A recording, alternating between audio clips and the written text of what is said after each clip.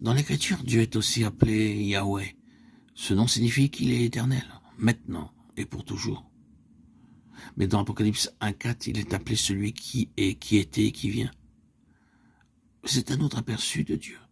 D'un point de vue humain, il nous apparaît comme celui qui est, qui était et qui vient, décidant en ce qui le concerne l'emploi d'un passé, d'un présent et d'un futur. Cependant, la Bible ne fait usage de ces temps en parlant de Dieu que lorsqu'il est vu du côté de l'homme et de la compréhension qu'il a de Dieu. Car en ce qui concerne le nom de Dieu, il est connu comme celui qui est l'Éternel. Pour ce qui le concerne, il n'y a pas de concept de temps, sauf celui de maintenant. Et ce maintenant est éternel. Par exemple, un père est né avant son fils, et ce « est » n'est pas seulement vrai aujourd'hui, mais aussi vrai pour toujours. Dieu est le Dieu du maintenant. Il est Dieu maintenant, et d'éternité en éternité. Il est. Cela est vrai pour toujours. Dieu ne change jamais. Ce que l'homme considère du domaine passé ou futur ne peut s'appliquer à Dieu, car éternellement il est celui qui est maintenant. Il n'a qu'une période, le présent.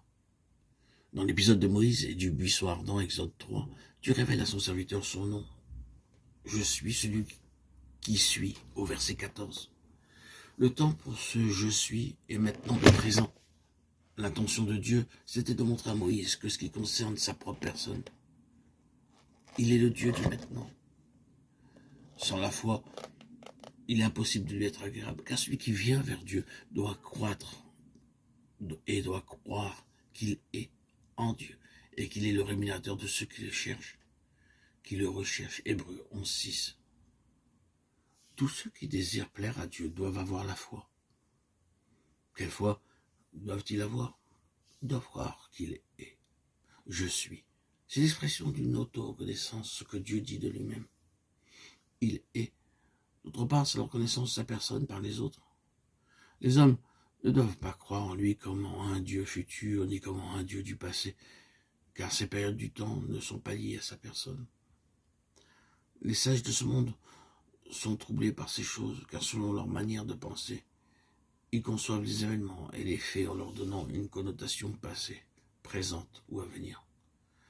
Cependant, dans la pensée de Dieu, il n'y a ni passé ni futur. Alors pourquoi dans sa parole se trouve mentionné le passé et le futur? C'est parce que Dieu parle aux hommes par sa parole. Il est tenu de parler en ces termes, car autrement nous ne pourrions pas le comprendre et délimiter les faits relatés dans sa parole. En conséquence, lorsque nous disons que Dieu est celui qui maintenant est, cette forme de temps employée n'a pas la signification que nous connaissons communément, mais elle se réfère à ce qui réside en Dieu lui-même, dans sa nature. Il n'y a pas de place pour le passé, ni pour le futur.